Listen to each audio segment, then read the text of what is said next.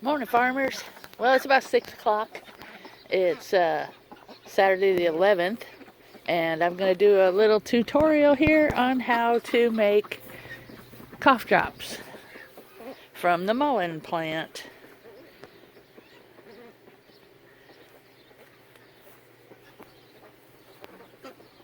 Every day I come out here and I pick these fresh open flowers because for one thing, there's no bugs out here, and at this early a time they are, but it's still kind of chilly, so they're not out. And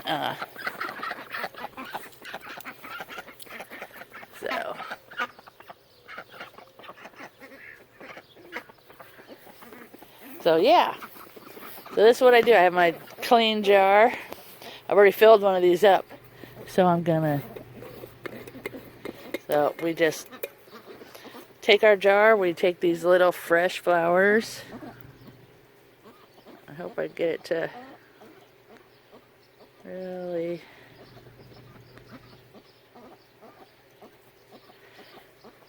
We want to get all the pollen, we want to get all the little dew drop off of the thing.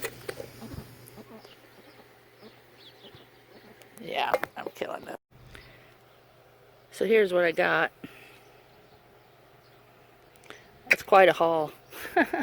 Usually I don't get that many. Last year I hardly got that many at all, but this year I started much earlier, and I'm making sure, because these are cultivated, to try and get every mature flower off of there and just leave these little, very few unopened ones, because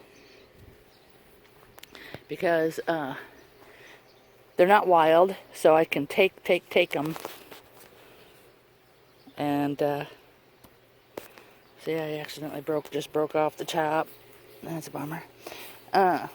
But I like to get all the pollen, but that's why I do that. I want to make it panic, that it can't get hardly any seeds made, and then it grows more and more heads. The heads start growing farther down. See, this one's got 1, 2, 3, 4, 5, 6 heads. More starting there. See what I'm saying? The more you panic this plant, the more seed heads, there's another one going to grow. The more seed heads are going to grow, and the more flowers you're going to get. So it's kind of important to get as many as you can on a cultivated one. On wild ones, you should leave it to if you're foraging, you should definitely leave several flowers behind. But since these are cultivated in my yard, I have one here, I have a little one over there, it's not even started yet, and 2 here. I should get several of these half pints. Last year I had 1 half pint, and it made a big batch of cough drops. And man, they were good. They tasted like root beer and honey mixed together, and they were soothing. Oh my gosh, they were so soothing. So that's it for now, farmers. So this is what the syrup looks like. Well, it's not syrup yet, but what you do is, this is the finished jar I just did.